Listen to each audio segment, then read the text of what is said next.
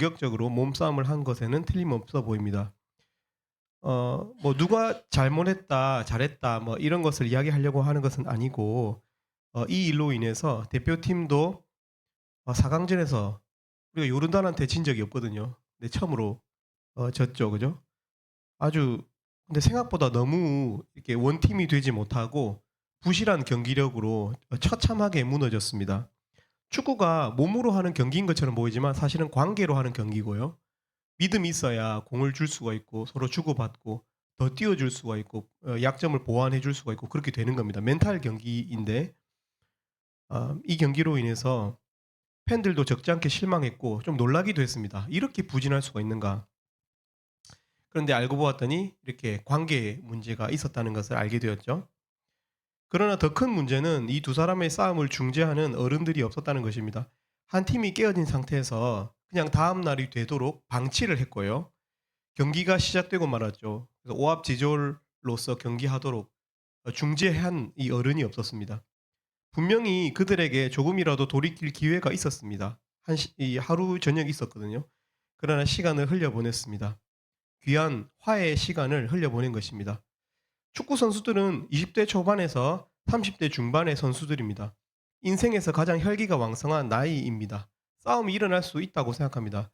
그러나 팀이라면 한 운명 공동체라면 반드시 이 싸움 이후에 해결하는 과정, 서로 화해를 하거나 중재하는 사람이 있었어야 하는데 이런 점이 참 아쉽게 다가옵니다. 오늘 본문에서 바울은 빌립보 교회에 편지를 이렇게 하고 있는데요. 2절 말씀에서 빌립보 교회 안에서 두 자매의 이름을 언급하고 있습니다. 2절 말씀 내가 유오디아를 권하고 순두개를 권하노니 주 안에서 같은 마음을 품으라. 같은 마음을 품으라는 말이 쉽게 말하면 싸움을 그치라는 뜻입니다. 싸움을 그쳐라. 너희들 싸우지 말라. 너희들 화해하라고 명령하고 있습니다. 성경학자들은 이 두 여인의 이름에 대해서 여러 가지 어설픈 해석을 시도했습니다. 누군가 이 사람이 유오디아와 순두개가 누군가. 첫 번째 해석은 이런 해석이 있습니다. 아마 순두개는 순두게스라고 하는 남자의 이름을 잘못 옮겼을 것이다. 순두개 여성형 이름으로 옮겨지면서 이렇게 되었는데 원래라면 순두게스라는 남자의 이름 남편과 유오디아라고 하는 아내 그러니까 대표적인 교회의 어떤 동역자 그룹 중에서의 부부가 있는데 그 두 사람이 부부 싸움을 하지 말라. 그러니까 이혼하지 말라라고 하는 그런 말일 것이다라고 해석하는 사람들이 있습니다. 첫 번째로. 또 두 번째로는 유오디아와 순두개라는 여자 이름으로 이렇게 대표하고 있지만 사실은 빌립보 교회 안에 유대인 그룹과 이방인을 의인화해서 그 그룹들을 의인화해서 여자 이름 두 명으로 지칭하여서 교회 안에서 서로 다른 파벌, 유대인과 이방인 그룹의 싸움을 하지 말라라고 하는 그 두 그룹을 향해서 하는 말일 것이다라고 하는 해석이 있습니다. 여러분 왜 이런 해석이 나올까요? 왜 이런 해석이 어설프게 시도되고 있을까요? 왜냐하면 공개적인 편지에서 서로 싸우고 화해하지 않은 두 사람의 실명을 거론하는 것이 과하다고 사람들이 생각하기 때문에 설마 바울이 빌립보에 하는 이 편지에서 진짜로 순두개와 유오디아라는 사람이 있을까? 그 사람 이름 어떻게 이렇게 공개적인 편지에 이렇게 실명을 거론할 수 있겠는가? 이런 우리들의 생각 때문에 이런 이제 아까 말했던 유오디아와 순두개에 대한 여러 가지 확실히 그 이름을 이렇게 들먹일 수 있는 확실히 부부이거나 아니면 이방인과 유대인 그룹이거나 뭐 이렇게 해석을 하는 것이죠. 그러나 여러분 대부분의 성경학자들은 앞에 제가 말했던 이 두 가지의 해석을 근거가 없다고 말하고 있습니다. 무슨 말일까요? 이 말이? 바울은 실제로 빌립보 교회 안의 진짜 두 여인의 이름을 거론한 것입니다. 대놓고. 유오디아, 순두개, 너희 두 사람 이렇게 가서는 안 된다. 실명을 거론하고 있는 것입니다. 한 마음을 품으라는 것입니다. 화해하라는 것입니다. 여러분 성경이 우리에게 주는 메시지가 뭡니까? 우리의 이름이 불명예스럽게 알려지는 우리의 그 알량한 자존심보다도 기독 공동체 내에서 싸우고 절대로 그 마음을 풀지 않는 그 완악함이 더 큰 문제라고 이야기하고 있는 것입니다. 우리는 이 와중에도 이 여자 이름이 지금 드러났으니까 이거 어떡해? 걱정하잖아요. 이것보다도 바울이 선택한 것은 그 알량한 자존심, 내 이름이 드러나는 그 부끄러움보다도 그 수치보다도 지금 그 두 사람이 싸우고 화해하지 않는 한 마음이 되어야 될 이 한 공동체 속에서 싸우고 토라져 버린 그 사람들의 진짜 실제로 너희들 지금이라도 싸움을 멈춰라. 화해하라라고 훈계하는 것이 훨씬 더 중요한 문제이기 때문에 여인의 이름을 거론하고 있는 것입니다. 이름을 거명해서라도 내가 공개적으로 말하는데 너희들 싸우지 마. 이렇게 하는 거예요. 풀어라는 거예요. 너희는 단순히 싸우고 갈라서면 그만인 세상의 저 각자 도생하는 이기적인 존재들이 아니라는 거예요. 우리는 성질이 달라졌다는 거예요. 우리의 어떤 인간성이 달라졌다는 것입니다. 믿는 자들은. 여러분 사실은요. 이 오늘 우리가 읽었던 1절부터 7절까지의 이 구조는 1절에 1절에서 여러분 1절 다시 한번 다 같이 볼까요? 지금 구조를 살펴보는 시간입니다. 전체 이 말씀의 구조 1절 말씀 같이 읽습니다. 시작. 그러므로 나의 사랑하고 사모하는 형제들 나의 기쁨이요 면류관인 사랑하는 자들아 이와 같이 주 안에 서라. 여기서 중요한 말은 그러므로와 이와 같이입니다. 그러므로라고 하는 말은 앞에 있었던 지금까지 바울이 말했던 가르침을 비추어서 생각하고 그 겉면의 말을 생각하면서 그러므로 지금까지 했었던 이야기처럼 무슨 이야기 했었죠 바울이 지금까지? 예, 우리가 예수님의 십자가에 연합했다는 거예요. 우리가 예수님의 부활에 연합했다는 것입니다. 우리의 시민권이 하늘에 있다는 거예요. 그러니까 우리는 이 땅의 사람들이 아니라는 거예요. 하늘의 시민권을 가지고 있고 예수님과 함께 부활에 동참할 자들이라는 거예요. 우리는 영생할 운명이라는 것입니다. 그렇기 때문에 이제는 그러므로 그때 이야기했었던 그 가르침 그래서 우리는 그런 사람들이기 때문에 그러므로 이와 같이 주 안에 살라는 거예요. 이와 같이. 그 이와 같이 그럼 어떻게 이와 같이라는 말은 그럼 어떻게 우리가 그 가르침을 기억하면서 어떻게 살아야 하는가? 그죠? 어떻게 이와 같이 방법론을 이야기하는 거예요. 그 방법론의 첫 번째 게 뭐라고요? 싸우지 말라는 거예요.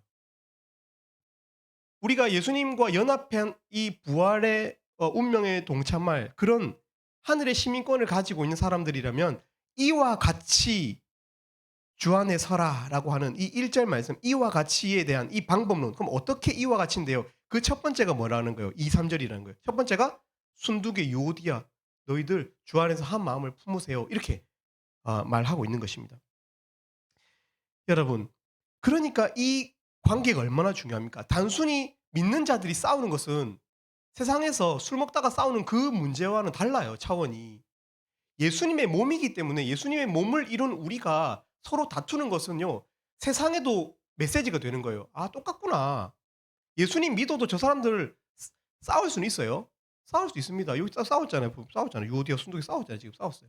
싸울 수는 있는데 그 싸움 이후에 우리의 선택의 모습을 통해서 우리가 정말로 하늘의 사람들인지 십자가가 어떤 의미를 가지고 있는지 십자가가 심지어 하나님과 우리 사이를 연합케 하는 다시 reconciliation 화해시킨 그죠? 관계를 다시 결합시킨 그런 그 십자가잖아요. 근데 하물며 그 한 십자가에 동참한 부활에 동참할 우리가 싸운다는 게 말이 되냐? 싸울 수 있지만 싸우고 나서 이렇게 오랫동안 방치하는 게 말이 되냐? 바울이 그 이야기하고 있는 것입니다. 그러니까 우리 어떻게 이와 같이 살아야 합니까? 첫 번째는 싸우지 말라는 것입니다. 그 개인의 자존심보다 싸우고 공동체에 구멍을 내고 있는 이 문제가 더 심각하고 중대하기 때문에 너희 두 사람은 주 안에서 같은 마음을 품으라 하고 이야기하고 있는 것입니다. 얼핏 보면 이것이 창피스러운 일이죠. 유오디아와 순두기 입장에서는 참으로 창피한 일입니다. 자기의 이름이 드러났잖아요. 심지어 빌립보에게 한 이 편지가 지금은 정경화, 성경이 되었기 때문에 2000년 후에 살고 있는 우리에게도 이 멀리 살고 있는 우리에게도 이 사람들의 이름이 드러나 버렸어요. 참 창피한 일이죠. 여러분 바울이 지금 창피를 주기 위해서 이렇게 이야기하고 있는 걸까요? 이 두 자매가 거슬리기 때문에 눈에 거슬리기 때문에 이 이야기를 하고 있는 것일까요? 그렇지 않은 것 같습니다. 제가 보기에는. 우리가 읽었던 이 1절 말씀에 보면은 어떤 표현이 3번이나 반복됩니까? 나의 사랑하고 사모하는 형제들, 또 조금 지나서 사랑하는 자들아 하면서 사랑하고 사모한다, 사랑한다라고 하는 이 표현을 3번이나 쓰고 있습니다. 바울은 단지 이 두 자매의 이름을 부끄럽게 하는 것이 목적이 아니에요. 때로는 부끄럽게 하는 일일 수 있으나 진짜로 사랑한다면 그 사람이 상황을 직면하게 하고 문제를 해결하게 하는 게 사랑이에요. 아, 니도 창피하고 나도 창피하니까 우리 그냥 그 문제는 덮어놓자. 그게 사랑이 아니라는 거예요. 사랑은 진짜로 해결해야 될 문제가 있으면 그 문제를 직면하고 해결하게 하는 게 사랑이라는 거예요, 여러분. 그렇게 바울은 권면하고 있습니다. 근데 여러분, 두 자매가 오랫동안 싸운 것 같아요. 싸우고 나서 오랜 시간이 지난 것 같아요, 보니까. 바울이 빌립보를 떠난 지가 꽤 됐거든요, 시간이. 근데 여러분, 그런 현실적으로 그 두 사람이 화해하는 게 쉽지는 않은 일 아니겠어요, 그죠? 그러니까 3절 말씀을 덧붙이고 있어요. 3절 말씀. 3절 말씀에 뭐라고 하고 있습니까? 보십시오. 또 참으로 나와 멍에를 같이 한 너에게 내게 구하노니 복음에 나와 함께 힘쓰던 저 여인들, 여기서 말하는 저 여인들이 바로 유오디아와 순두계입니다. 유오디아와 순두계를 돕고 이렇게 표현하고 있습니다. 여러분, 이게 무슨 말일까요? 내가 너에게 구하노니, 내가 너에게 부탁한다. 이 너가 누군지는 확실하지 않아요? 실라일 수도 있고 디모데일 수도 있고 에바브로디도일 수도 있고 빌립보에 있는 한 어떤 성도일 수도 있습니다. 그러나 이 너가 누구인지는 확실하지 않아요. 그러나 확실한 것은 이것입니다. 너에게 구하노니 복음에 나와 함께 힘쓰던 바로 저 여인들, 저 싸운 두 여인들을 네가 도우라라고 이야기하고 있어요. 이게 무슨 말일까요, 여러분? 중재하라는 거예요. 서로 화해하기 어려워진 관계인 것 같다는 거예요. 서로 등 돌리고 아예 만나질 않아. 그러면 바울이 어떻게 하고 어쩔 수 없구나. 그냥 천국 가서 서로 만나자. 이게 아니고 네가 너는 누군지 모르지만 너가 중재하라는 거예요. 그럼 신기하지 않아요? 감추어야 될 여자들의 이름은 드러내고 있고 오히려 중재자는 확실히 드러내야 되거든요. 근데 이게 누군지는 몰라, 우리는. 근데 아마 빌립보 성도들은 알았을 거예요. 바울이 말하는 너가 누구인지 알았을 거예요. 어쩌면 이 너는 불특정 다수일지도 몰라요. 그 문제를 알고 있고 그 두 사람이 심각하게 왠지 모르게 저렇게 대면대면해 보이는데 저 사람들이 싸운 것을 알고 있는 너일 가능성이 커요. 그 문제를 알고 있는 여러분 잘 들으십시오. 우리가 공동체의 문제를 안다는 것은 그 문제를 위해서 기도하기로 기도의 자리로 부르심이 있다는 뜻이에요. 그리고 그 문제를 하나님의 뜻 가운데 해결하는 쪽으로 부르심이 있다는 뜻이에요, 여러분. 여러분이 어떤 문제를 안다는 것은 그만큼 성경이 무엇을 말하고 있는 거예요? 하나됨이 중요하다는 거예요. 하나됨이 중요하다.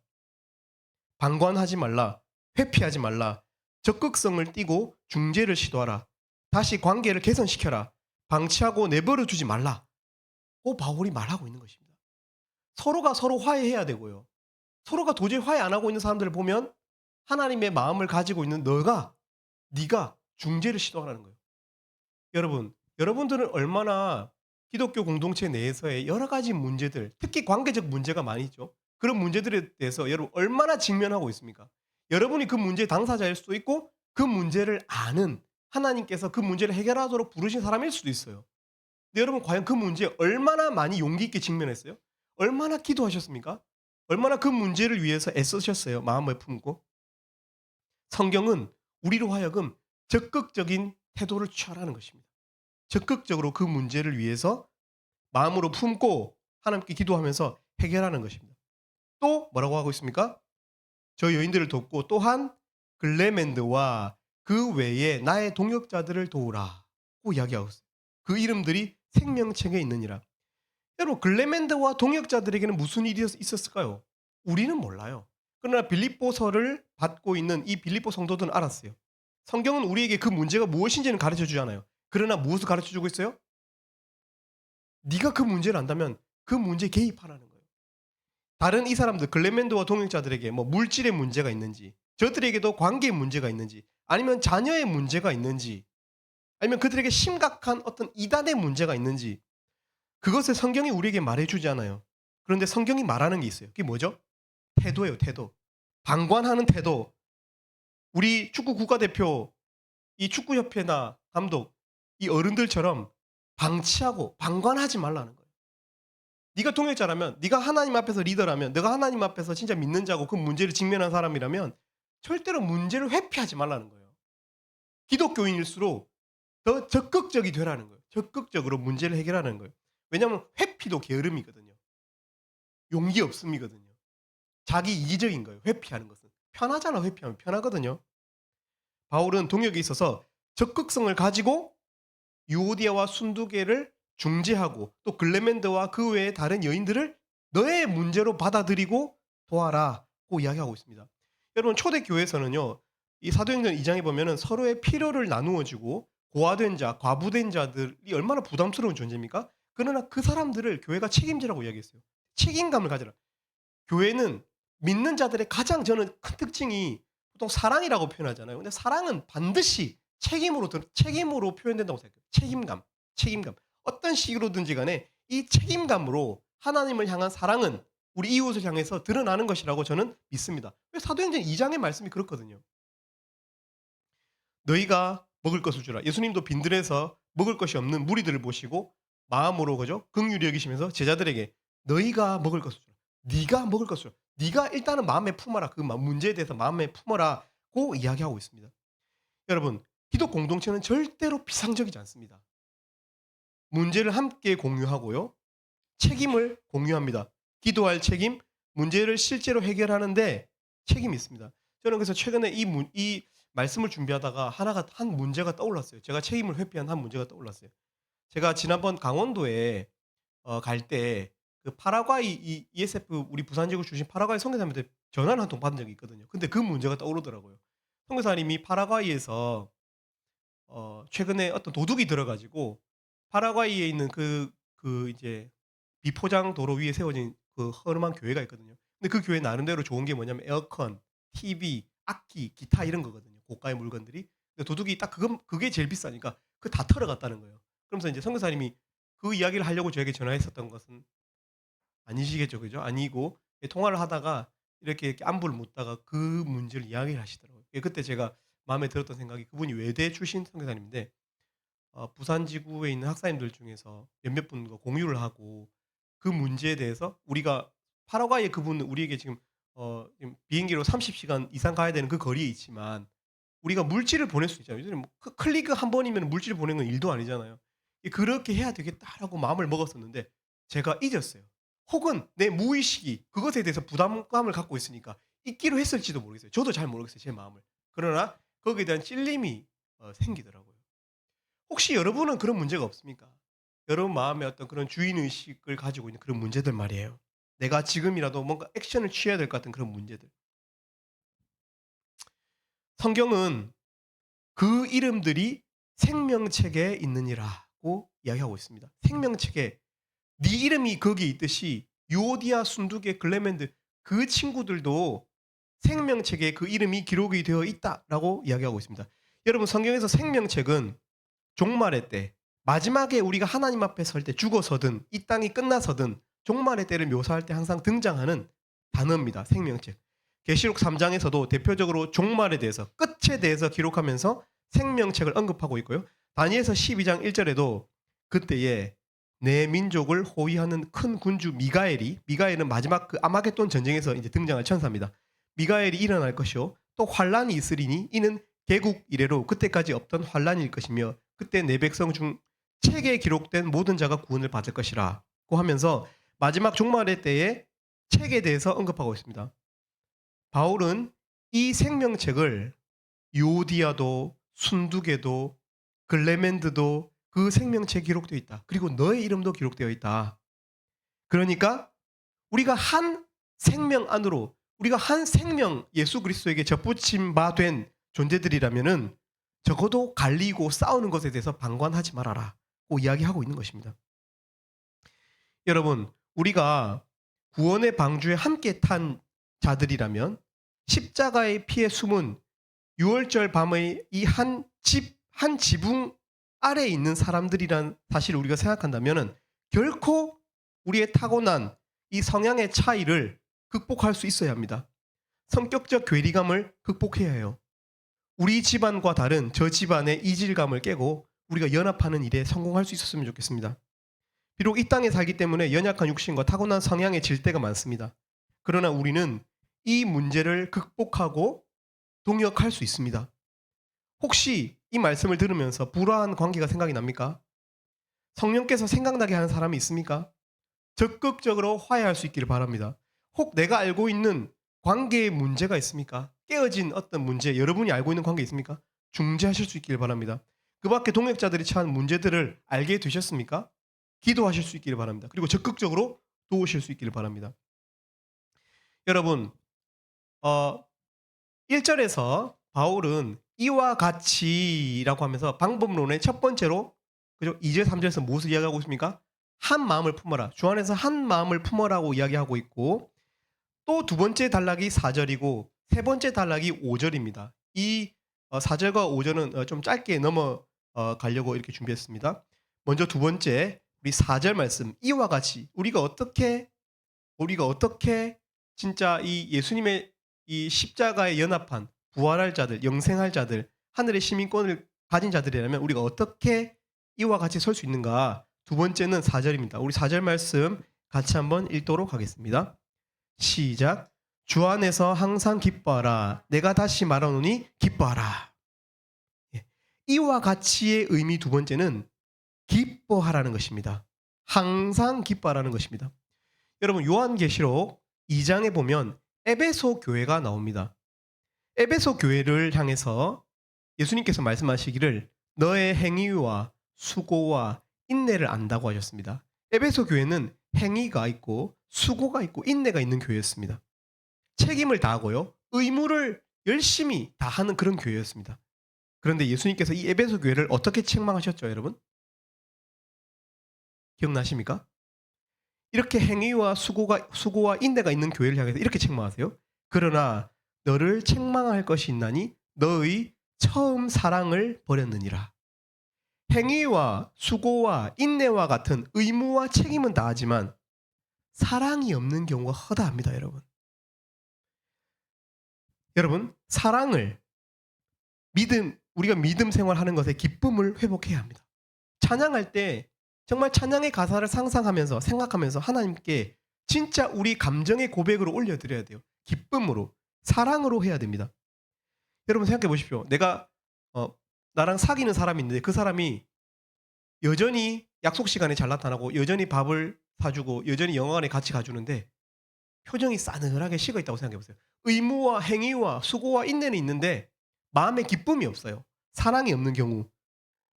여러분 무엇이 여러분에게 중요합니까? 때로는 돈이 없어서 영화관에 같이 못 가더라도 돈이 없어서 밥은 같이 사 먹을 수 없더라도 내가 여전히 너만 보면 마음이 좋고 설레고 여러분 후자를 선택하지 않겠어요? 무엇이 더 중요해요? 사랑이 중요하죠. 그죠? 사랑과 기쁨을 회복해야 한다는 거예요. 여러분 빌립보서는요. 매장 1장, 2장, 3장, 4장 매장 말하고 있어요. 기뻐하라. 다시 말하노니 기쁨을 회복하라. 기뻐하라고 이야기하고 있습니다. 에스겔의 환상처럼 성전에서 나온 물이 흘러서 발목에 오르고 무릎에 오르고 허리에 오르고 결국은 물이 넘쳐서 거기에 내 몸을 맡길 만큼 하나님으로부터 비롯된 은혜가 여러분을 지배할 수 있게끔 해야 돼요. 발목뿐만이 아니고 무릎뿐만 아니고 허리가 아니고 여러분을 가득 덮어서 흘러가게 하게끔 거기에 넘실넘실 떠오르게 할 만큼 하나님의 은혜가 있을 수 있다라고 에스겔은 예언하고 있어요. 여러분 우리가 그러한 하나님의 은혜를 회복할 수 있으면 좋겠습니다. 빌립보서를 마무리하는 이때에 빌립보서 1, 2, 3, 4장이 계속 강조했었던 이 기뻐하라는 말을 우리가 회복할 수 있으면 좋겠습니다. 여러분 잘 기억하십시오. 폼보다 컨텐츠가 더 중요합니다. 형식보다 컨텐츠가 중요합니다. 저는 형식이 중요하지 않다고 말하지 않았습니다. 형식이 중요합니다. 형식도 중요합니다. 그러나 형식보다도 컨텐츠가 스피릿이 더 중요합니다. 여러분 결혼식이 중요합니다. 결혼식이 중요해요. 저는 형식이 중요하지 않다고 말했어요. 근데 결혼식보다 중요한 게 뭐예요? 사랑이에요. 여러분 장례식 세레모니가 중요하죠. 세레모니 중요해요. 장례식보다 무엇이 더 중요해요? 애도가 중요해요. 슬픔이 중요하다고요. 슬픔을 공유하는 거 중요해요. 마음이 중요한 거예요, 여러분. 겉만 움직이는 게 아니고 우리의 속사람이 움직여야 돼요. 기뻐해야 돼요. 여러분 항상 기뻐하실 수 있길 바랍니다. 항상 기뻐할 수 있는 사람은 없습니다. 항상 기뻐하라고 말하는 경우는 감정적으로 기뻐하라는 뜻이 아닙니다. 기쁨을 작정하라는 거예요. 언제? 이 빌립보 편지를 받고 있는 지금 기뻐하기로 결정하라는 뜻이에요. 항상 기뻐하라는 말은. 여러분 우리의 의지가 때로는 우리의 감정을 견인하기도 합니다. 여러분 우리의 구원은 이미 성취되었어요. 십자가 사건은 이미 발생했어요. 우리 안에 내주하시는 성령이 우리 구원의 인치심이에요. 사인이에요. 그렇다면 여러분 어떠한 절망적인 상황이 찾아와도 우리 삶에서 또 우리 이 올 한 해에 이 다가올 봄에 새 학기에 어떠한 상황이 찾아와도 기쁨을 잃지 않기로 이 시간 결정하라는 것입니다. 항상 기뻐하는 뜻은 그런 뜻입니다. 그러할 때 우리 감정도 하나님께서 견인해 가실 것이다. 그렇게 우리가 여기기로 하면 우리가 그렇게 여기기로 결정하면 여러분 무엇을 걱정하십니까? 그 어떤 일도 여러분을 적신이나 기근이나 공고나 그 어떤 일도 여러분을 하나님의 사랑에서 끊을 수 있는 것이 없어요. 그러면 이 시간 결정할 수 있어요. 항상 기뻐하기로. 마지막은 5절 말씀입니다. 5절 말씀. 우리가 1절에서 이와 같이 방법론적으로 이와 같이 주안해서 어떻게 이와 같이 주안해서 할 수 있는가? 마지막 5절 말씀 같이 한번 읽도록 하겠습니다. 시작. 너희 관용을 모든 사람에게 알게 하라. 주께서 가까우시니라. 관용. 쉽게 말하면 넓은 마음입니다. 넓은 마음을 가지라. 여러분 고린도후서 1장에서 바울이 이렇게 말합니다. 나 바울은 이제 그리스도의 온유와 관용으로 친히 너희를 권하고 바울은 그리스도의 온유와 그러니까 그리스도의 그 부드러운 말이에요. 예수님의 그 부드러움 품으시고 참으시고 여러분 누가 부드럽습니까? 누가 성격이 부드러워요? 타고난 성향이 부드러운 사람이 있어요. MBTI적으로 애니어그램으로. 여러분 그걸 말하는 게 아니에요. 성경은. 누가 부드럽죠? 성경에서 말하는 온유는요. 참는 거예요. 참는 거. 손해를 보기로 결정하는 거예요. 손해를 봐도 괜찮을 수 있는 부요한 마음. 사실은 타고난 마음이 아니고 훈련된 성숙한 인격이라야만이 온유한 거예요. 바울은 그리스도의 온유와 관용으로 친히 너희를 권한다. 바울이 편지하는 양들은 미성숙했어요. 그래서 항상 문제가 많았어요. 지금도 문제가 있잖아요. 유오디아와 순두개와 같은. 여러분. 문제가 많은 양들에 대한 목자의 기본적인 태도, 믿는 자들의 기본적인 태도는 뭘까요? 관용이에요. 관용. 제너러스한 거. 넓은 마음, 아량, 손해볼 작정. 서로 그렇게 관용적이 되라는 거예요. 여러분 관용은 예수님의 인격적 특징이었어요. 예수님은 끔찍한 죄를 지은 여인이 현장에서 간음하다가 붙잡혔어요. 현장에서 간음했어요. 얼마나 빼박이에요. 이 사람은 더 이상 법정으로 다투어 볼 수가 없어요. 바로 돌로 쳐서 태형으로 돌에 쳐서 돌에 많이 맞다가 무거운 돌이 머리에 맞으면 이 사람 죽어야 돼요. 죽기까지 돌을 던지거든요. 태형이. 그렇게 하려고 데리고 왔어요. 그러나 예수님이 말했어요. 죄 없는 자가 먼저 돌로 치라고 하시고 예수님이 어떻게 하셨는지 알아요? 그렇게 말씀하시고 기억하십니까? 땅바닥에 글씨 같은 거 쓰셨어. 뭘 쓴지 몰라. 이 말을 듣는 여인도 예수님의 관용을 누렸지만 이 여인을 돌로 칩시다 하고 데려온 이 바리새인들이 얼마나 뻘쭘해요. 그죠? 죄 없는 자고 돌로 치라. 큰 선생이 그렇게 말하니까 내 이 정죄하러 왔는데. 그죠? 예수님은 손에 글씨 땅에 글씨를 쓰셨어요. 그 사람들이 다 떠날 수 있도록. 체면이고 뭐고 이렇게 예수님과 돌로 차라고 눈으로 탁 째려보면 얼마나 민망해요. 그죠? 글 쓰면서 자 빨리빨리 떠나 이렇게 하신 것이죠. 바리새인들이 쓱 그 자리를 떠났어요. 그리고 그 부끄러운 여인이 사람들이 떠날 수 있도록 혼자 남을 수 있도록 도우셨어요. 그리고 나서 다시는 가서 이와 같은 죄를 범하지 말라 하고 하나님의 훈계를 하셨어요. 여러분 예수님은 여인에게나 바리새인들에게나 관용적인 분이셨어요. 화평케 하는 자는 복이 있나니 화평케 한다는 말. 그죠? 그들이 하나님의 아들이라 일컬음을 받을 것이며 라고 이야기했어요. 여러분 바울은 오늘 말씀에서 너희 관용을 모든 사람에게 알게 하라. 주께서 가까우시니라 하고 말하고 있습니다. 왜? 관용에 대해서, 넓은 마음에 대해서 이야기하면서 주님이 우리에게 가까우시다라고 하는 말을 덧붙이고 있을까요? 왜냐하면 이 넓은 마음, 관용은 실제로 손해를 보아야 되는 마음이기 때문에 그런 거예요. 실제로 손해를 감수하는 것이기 때문에 손해를 볼 수 있는 부요한 마음은 어디서 올까요? 우리가 손해를 볼 때 누가 옆에서 그것을 보기만 해도 그냥 그것을 알아만 줘도 어느 정도 보상이 되죠. 그죠? 내가 손해 보는 것. 그런데 바울은 주님께서 우리에게 가까이 계시다라고 말하고 있는 거예요. 실제 주님의 다시 오심이 가깝다. 상금의 때가 가깝다. 모든 것을 보시고 아시는 주님이 바로 곁에 있기 때문에 손해 보는 것에 대해서 두려워하지 말라는 거예요. 주님이 다 안다는 거예요. 우리는 이 땅에서 오른손이 한 일을 왼손이 모르게 이웃에게 이렇게 생색내지 않도록 가르침을 받았죠. 그러나 하나님은 안다는 거예요. 하나님이 아신다는 거예요. 저는 마태복음 5장에 나오는 팔복의 말씀이 있거든요. 복이 있는 자는 하면서 이런 사람이 복이 있다. 그리고 이런 보상이 주어진다라고 할 때 온유한 자, 그 마태복음 5장 5절에 나오는 이 온유한 자들의 이 복이 굉장히 저는 이렇게 항상 기억에 많이 남아요. 온유한 자는 복이 있나니, 넓은 마음을 가진 사람은 복이 있나니, 어떤 약속을 하고 있는지 아세요? 그들이 땅을 기업으로 받을 것이며. 여러분, 온유한 사람의 특징이 뭐죠? 손해 보는 거예요. 손해 보는 거. 여러분, 창세기에서 온유한 사람 이삭, 대표적인 사건이 뭐예요? 우물을 양보하는 것이었어요.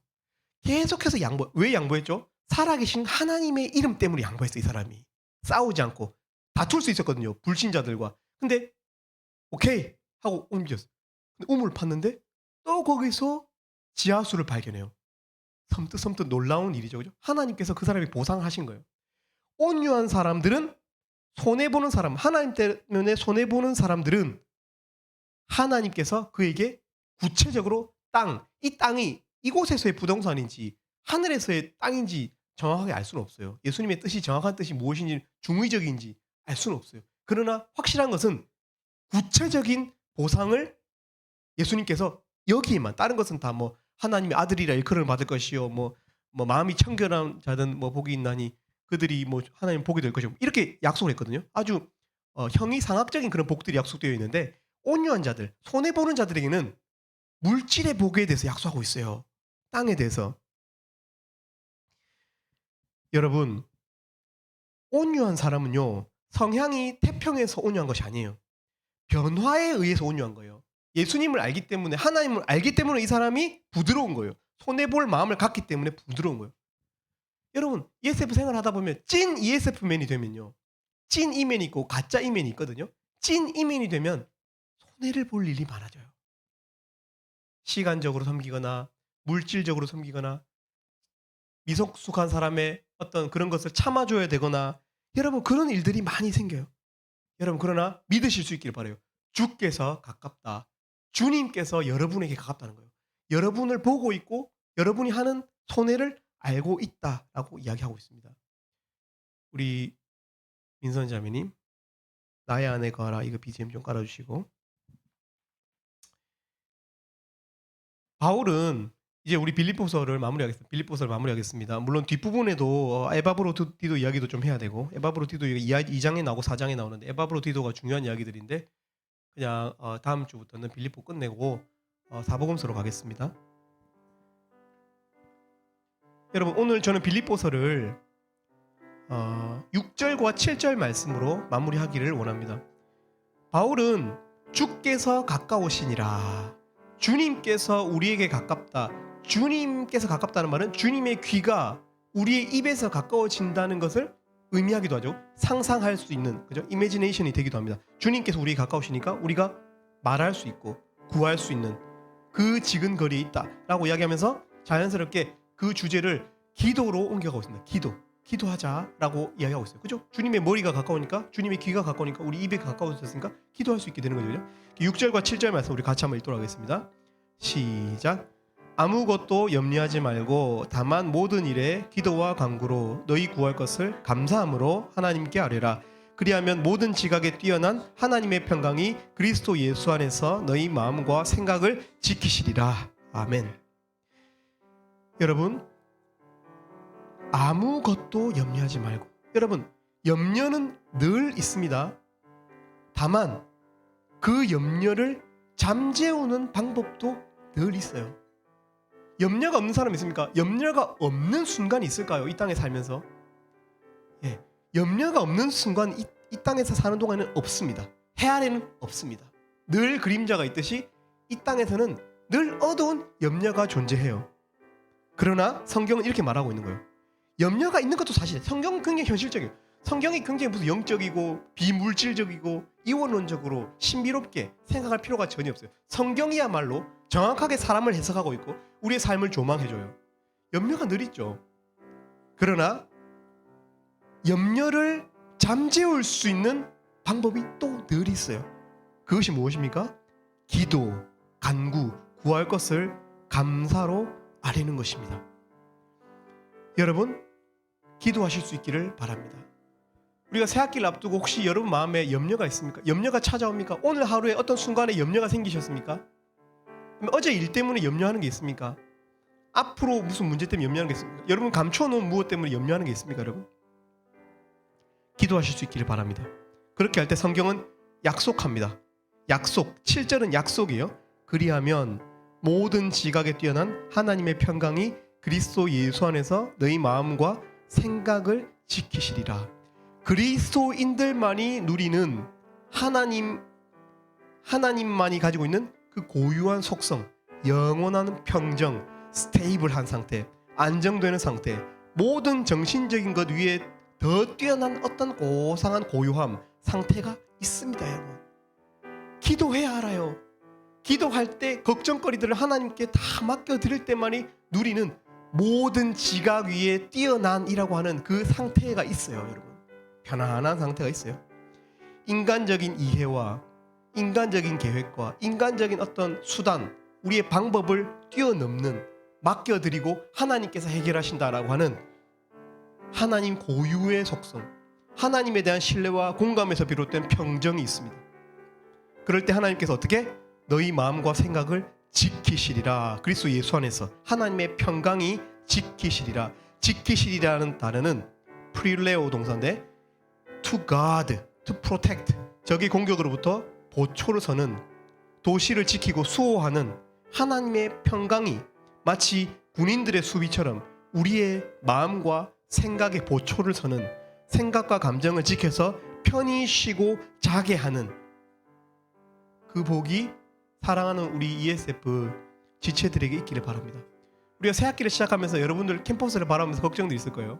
걱정하지 마시고 하나님 안에서 모든 지각에 뛰어난 하나님의 평강이 여러분의 생각과 마음을 지키는 축복이 있기를 바랍니다.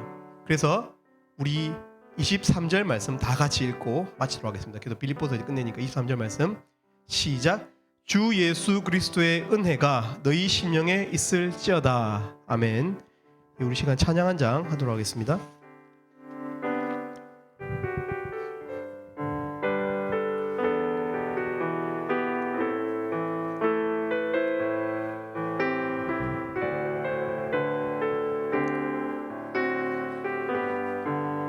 나의 안에 거하라. 나의 안에 거하라. 나는 내 하나님이니 모든 환난 가운데 너를 지키는 자라. 두려워하지 말라. 내가 널 도와주리니 놀라지 말라. 내 손 잡아주리라. 내가 너를 지명하여 불렀나니 너는 내 것이라. 내 것이라. 너의 하나님이라. 내가 너를 보배롭고 존귀하게 여기노라. 너를 사랑하는 내 여호. 처음부터 하겠습니다. 나의 안에 거하라. 나의 안에 거하라. 나는 내 하나님이니 모든 환난 가운데 너를 지키는 자라. 두려워하지 말라. 내가 널 도와주리니 놀라지 말라. 내 손 잡아주리라. 내가 너를 지명하여 불렀나니 너는 내 것이라 너의 하나님이라. 내가 너를 보배롭고 존귀하게 여기노라. 너를 사랑하는 내 여호와. 내가 너를 지명하여 불렀나니 내가 너를 지명하여 불렀나니 너는 내 것이라 너의 하나님이라. 내가 너를 보배롭고 존귀하게 여기노라. 너를 사랑하는 내 여호와라. 이 시간 우리 개인과 우리 셀을 위해서 또 우리 걱정거리들을 위해서 기도했으면 좋겠습니다. 여러분, 우리 ESF 사역도 중요하지만 여러분 개인의 삶도 매우 중요합니다. 여러분이 한 학기를 또 학생으로서 또 하나님께서 이 부르신 뜻에 따라서 그 캠퍼스에서 그 전공에서 열심히 공부하는 거 정말 중요합니다. 여러분 한 학기를 생각하면서 막연하게 계획 없이 그렇게 지내고 계셨다면 이 시간 기도하면서 하나님께 먼저 계획하기 앞서서 올려드렸으면 좋겠어요. 하나님, 이 한 학기를 축복해 주셔서 내가 마땅히 공부해야 될 것에 진정성을 가지고 게으르지 않고 열심히 공부하고 달려갈 수 있도록 기도하시고요. 또한 우리 셀도 중요하잖아요. 우리 셀들, 우리 이 회관도 중요하잖아요. 선교사역이 참 중요한데, 여러분 세상 사람들이 예수님을 믿을 수 있는 절호의 찬스는 대학생 때입니다. 여러분, 대학생 때 그나마 마음이 부드러운 사회생활을 하고 돈을 손에 쥐기 시작하고 기득권을 쥐기 시작하면 자기의 머리가 커지고 정말 믿음, 하나님 앞에서의 그 중심은 자라지 않았는데 자기의 이 알량한 지식들이 자랐기 때문에 예수님을 믿지 않아요. 혹은 암에 걸려야 돼요. 암에 걸리거나 심각한 교통사고 나서 불구가 되거나 아니면 임종 직전에, 그것이 마지막 찬스라고 말을 많이 하거든요. 그렇기 때문에 이 대학생 때 부드러운 마음을 가지고 있는 이 사람들을 향한 선교가 얼마나 중요합니까? 그죠? 우리 이 한 학기의 사역을 위해서도 함께 기도했으면 좋겠습니다. 우리 이 시간 여러분 개인의 삶과 또 우리의 이 공동체를 위해서 함께 기도하고 제가 마무리하는 기도하고 마치도록 하겠습니다. 기도하겠습니다. 하나님 아버지, 또 이렇게 제가 하나님 앞에서 이 19년차 이 사역에 접어들었습니다. 하나님, 벌써 20년 가깝게 ESF 이 사역을 하고 있습니다. 하루하루를 허투루 보내고 싶지 않습니다. 하나님께서 주신 귀한 하루를, 하나님께서 귀한 이 한 해를, 하나님께서 주신 귀한 한 학기, 이 봄을 허투루 보내고 싶지 않습니다. 열심히 말씀을 준비하고 또 열심히 사랑하고 열심히 동역하고 또 양들을 열심히 돌아보는 이 일로 하나님 이 한 해를, 이 한 학기를 보내고 싶습니다. 하나님 도와주시기를 원합니다. 특별히 우리 가정에 있는 이 아내와 또 우리 아이들을 하나님 아버지 지혜롭게 양육하고 또 관계하고 할 수 있도록 하나님 축복해 주시기를 원합니다. 그래서 가정에서도 하나님 훌륭한 이 가정의 역할을 잘 해낼 수 있도록 하나님 축복해 주시기를 원합니다. 하나님, 제가 하나님 앞에서 얼마나 어리석고 지혜가 없고 악한 죄인인지 하나님 잘 아십니다. 하나님 부지런하게 하시고 하나님 좋은 계획을 가지게 하시고 하나님 그 일을 이룰 수 있도록 도와주시옵소서. 하나님, 또한 하나님 이 공동체를 하나님 불쌍히 여주시고 하나님 또 우리가 관계 맺고 있는 이 사건 친구들의 마음을 열어주셔서 이 공동체에서 하나님을 같이 알아가고 하나님 안에서 같이 자라갈 수 있도록 하나님 축복해 주시기를 원합니다. 우리 목자님들의 마음을 가볍게 해주시고 하나님, 저 언덕 위에서 암사슴처럼 가벼운 발걸음으로 이 캠퍼스를 우리가 누빌 수 있도록 하나님 축복해 주시기를 원합니다. 하나님, 우리 발을 가볍게 해주시기를 손을 드립니다. 하나님 아버지, 저희들 이제 이 긴 이 겨울을 다 보내고 나서 하나님 주실 새봄을 맞이합니다. 하나님, 이 추위가 끝나고 나면 하나님께서 주실 또 새로운 시간들, 새봄이 다가올 것인데 하나님, 우리가 하나님께서 주신 이 하루를 또 이 한 학기를 허투루 보내지 않고 하나님 안에서 믿음으로 생각하고 계획하고 그래서 우리 개인적인 삶에도 우리 공동체적인 이 삶에도 하나님 열매가 있을 수 있도록 하나님께서 축복해 주시기를 원합니다. 하나님 우리 마음 가운데 이 막연한 두려움들이 있습니다. 하나님 앞에 맡겨드리고 정말 모든 지각 위에 뛰어난 하나님의 평강, 그리스도의 평강이 우리의 마음과 생각을 지키는 하나님이 놀라운 축복이 사랑하는 우리 형제자매들 가운데 있을 수 있도록 하나님 축복해 주시옵소서. 말씀 안에서 안식하고 기도함 가운데서 편안히 쉴 수 있도록, 그래서 하룻밤 이 잠들 때에도 하나님께서 주시는 꿀잠이 있을 수 있도록 우리의 마음이 평안할 수 있도록 하나님 축복해 주시기를 원합니다. 감사합니다. 예수님 이름으로 기도 올립니다. 아멘.